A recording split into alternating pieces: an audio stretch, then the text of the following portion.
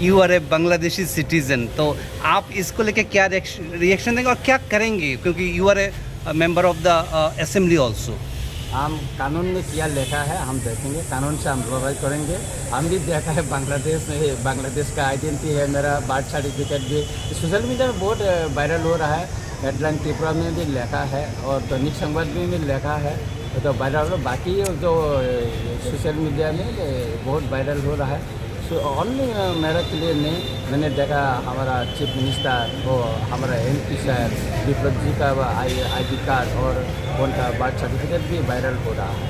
हम कानून में क्या है, हम कानून से लड़ाई करेंगे और वो जो हमारे असेंबली का जो प्रिविलेज कमिटी है हम वहाँ में कंप्लेन करेंगे और जल्दी एक्शन के लिए हम मांगेंगे। স্যার এটা কি ফেক নাকি এটা সম্পূর্ণ ফেক। আপনারা বলুন, আমার এখানে তো মানে কি বলবো, আমার দাদুর থেকে তো এখানে আপনারা তো বলেন না আমি কি বাংলাদেশি এখানে।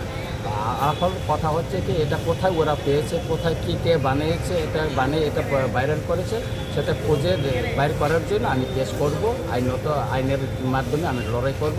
ওরা যারা এটা বিরোধিতা আমার এগেন্সে যারা ভাইরাল করেছে এই ID কার্ড এবং জন্ম সার্টিফিকেট নিয়ে আমি আইনের লড়াই করব। স্যার একটা কমন চিজ আমরা